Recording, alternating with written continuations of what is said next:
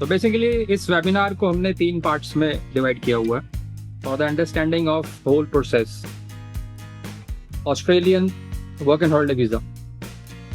Right, तो सबसे पहले जो 3 सेक्शन जिसमें हम बात करेंगे, first of all ballot process, इसकी सारी क्लैरिफिकेशन मैं दूंगा। काफ़ी मिस इन्फॉर्मेशन है, वो सब क्लियर होगी आपकी।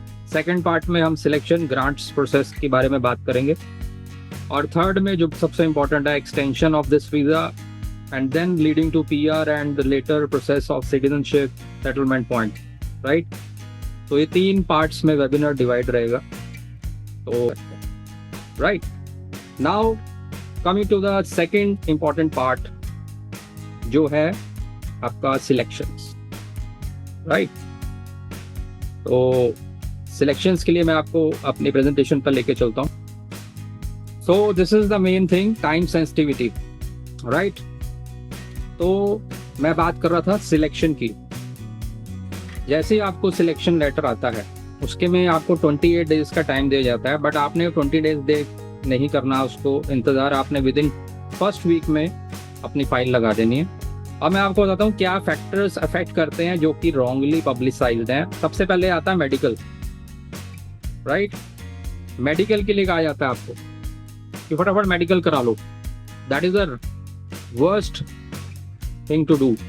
मेडिकल पहले कभी भी नहीं कराना। मेडिकल के चक्कर में पहले पड़ जाओगे, इसके 2 नेगेटिव इफेक्ट्स हैं। पहला इफेक्ट ये है कि एक तो मेडिकल का जो हैप आईडी है वो इंडिपेंडेंट हो जाएगा, मतलब आपकी फाइल के साथ लिंक भी नहीं होएगा।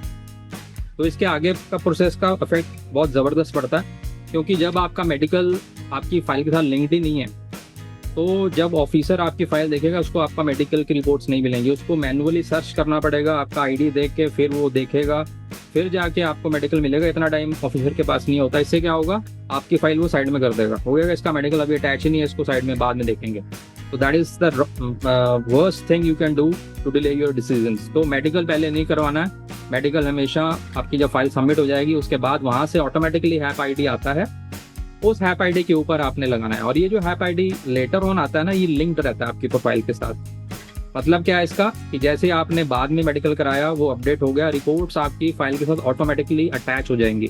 जैसे ही ऑफिसर आपकी फाइल ओपन करेगा उसको साथ के साथ ऑटोमेटिकली आपकी मेडिकल रिपोर्ट्स दिख जाएंगी, उसको मैनुअली कहीं सर्च नहीं करना पड़ेगा। इससे क्या होगा एडवांटेज, आपका जो टाइम है बचेगा और ऑफिसर का टाइम भी बचेगा, और ये डिले नहीं होगा। और ये मैक्सिमम नंबर 1 कारण है डिले करने का, जो लोग मेडिकल पहले करके बैठ जाते हैं। तो मेडिकल पहले नहीं करवाना। Right, second thing PCC, police verification. अब ये उन्होंने एक प्रोटोकॉल बनाया हुआ है कि पीसीसी चाहिए, तो पीसीसी के ऊपर क्या करते हैं कि उसको अप्लाई कर देते हैं पीसीसी। भैया हम पहले वो करें, फिर जब पीसीसी आ जाएगी फिर हम अप्लाई करेंगे। नो, पीसीसी की रिक्वायरमेंट नहीं है, आप विदाउट पीसीसी ही करवाएंगे। इसमें एक फॉर्मेट होता है, करेक्टराइजेशन एक फॉर्म आता है, उसको हम भरते हैं। उसमें ये डिक्लेरेशन होती है, ऑस्ट्रेलियन फॉर्म ही है, जिसमें ये आप डिक्लेयर करते हैं कि आपके अगेंस्ट कोई केस नहीं चल रहा है, एवरीथिंग इज ओके। तो वो जब आप कर लोगे, राइट, तो उसके लिए आप पीसीसी में इतना वेट और डिले करना जरूरत ही नहीं है। तो पीसीसी सेकंड फैक्टर है जो आपकी फाइल को डिले करता है, इसको भी नहीं करना। Medical cross, PCC cross. अब तीसरा आ गया लैंग्वेज टेस्ट। अब इस वीजा के लिए जो लैंग्वेज है, इंग्लिश का स्कोर तभी आपने एग्जाम देना है। इसमें फंक्शनल इंग्लिश रिक्वायरमेंट है। फंक्शनल इंग्लिश का मतलब है अगर आपने इंग्लिश मीडियम में सारी स्टडी करी है +2 से लेके ग्रेजुएशन तक, तो अब इसमें आपको टेस्ट देने की जरूरत ही नहीं है। Right, that is the number 1 advantage अगर आपने इंग्लिश मीडियम किया और इस वीजा की। ऑन द अदर हैंड अगर आपने किसी और Gujarati, there are many boards, right, तो उसमें अगर आपने ग्रेजुएशन करी है या +2 करी है तब आपको देना पड़ेगा इंग्लिश का टेस्ट। तो इसका हमारा रिकमेंडेशन ये रहेगा कि लैंग्वेज का आप पहले से तैयारी रखो, क्योंकि लैंग्वेज देखो आगे सेटलमेंट पॉइंट ऑफ व्यू से भी जब आपने करना है तब भी लैंग्वेज जरूरत पड़ेगी। ठीक है, तो आईएलटीएस पीटी की आप तैयारी रखें। सेटलमेंट बाहर करनी है तो ये इसको रखो। अगर सिर्फ 3-4 साल के लिए बाहर जाना है and you want to come back then, और आपका इंग्लिश मीडियम है, फिर इसको जरूरत नहीं है। राइट, सो जो 3 फैक्टर्स हैं ये आपका डिले करते हैं, इनके चक्रों में नहीं पड़ना है। जैसे हमारे जो थ्रू एप्लीकेंट्स आएंगे उनको तो हमने यही गाइड करना है, बाकी जो दूसरे लोग भी इसको देख रहे हैं बाकी बाद में सुनेंगे। So they also keep this things in mind कि मेडिकल बाद में कराना है, पीसीसी की रिक्वायरमेंट नहीं है, एंड लैंग्वेज टेस्ट वो मैंने आपको बताया, उसकी तैयारी रखी। बाकी अगर आपने सेटलमेंट पॉइंट ऑफ व्यू से नहीं जाना, just you want to make money and go and come back, फिर तो लैंग्वेज के चक्कर ही में, ठीक है। अब इसके बाद जब आपका वीज़ा फाइल लगेगा, उसमें सबसे इंपॉर्टेंट डॉक्यूमेंट, ये एजुकेशनल डॉक्यूमेंट्स और ये सारे डॉक्यूमेंट्स तो है ही हैं, सबसे इंपॉर्टेंट डॉक्यूमेंट आपका होता है एसओपी, स्टेटमेंट ऑफ पर्पस। ये अकॉर्डिंग टू ऑस्ट्रेलियन एम्बेसी आपको बनानी है, इसके बिना आपकी फाइल अधूरी रहती है। तो हम जो हमारे थ्रू जाता है उसकी हम बहुत बढ़िया, 2 तरह की प्रोफाइल्स होती हैं फ्रेंड्स। एक होती है बिल्कुल फ्रेशर्स, वो भी जा सकते हैं, मना ही नहीं है, freshers can also go. Second, experience profiles, ठीक है। दोनों का स्टेटमेंट ऑफ पर्पस डिफरेंट तरह से बनाया जाता है। अगर आप फ्रेशर हो, आपका नाम आ गया, तो आपका फ्रेशर की तरह हम बनाएंगे। अगर आप एक्सपीरियंसड हैं तो जो एक्सपीरियंस आपके पास है वो हम उसमें से निकाल के जो ऑस्ट्रेलियन पॉइंट ऑफ व्यू से है उसको हाईलाइट करेंगे, राइट। तो दोनों चीज़ों में एसओपी डिफरेंट रहता है, हम according to the applicant decide करते हैं कि किस तरह से बनाना है, तो उस हिसाब से एसओपी बनता है एंड बाकी डॉक्यूमेंट्स उसको सपोर्ट करते हैं एंड अल्टीमेटली आपका 60 to 80 डेज का प्रोसेस रहता है एंड वीज़ा ग्रांट हो जाता है फर्स्ट ईयर का। तो पहली बार ये 1 ईयर का आपको ग्रांट होगा एंड आफ्टर 1 ईयर 2 साल का वहाँ एक्सटेंड करवा सकते हैं, वो हम लेटर स्लाइड पे आपको समझाएंगे। अब इसमें एक चीज़ आपको और बताएं, फंड्स का ही बहुत इंपॉर्टेंस है। अब हम देख रहे हैं 403 के रिजल्ट आ रहे हैं, दूसरा बैलेट वीज़ा है 403 मेट्स वीज़ा, उसमें फंड्स का ना बहुत ब्लंडर किए हैं लोगों ने, जिन्होंने अपने फाइल लगाई या कहीं से, जिनको नहीं मालूम है।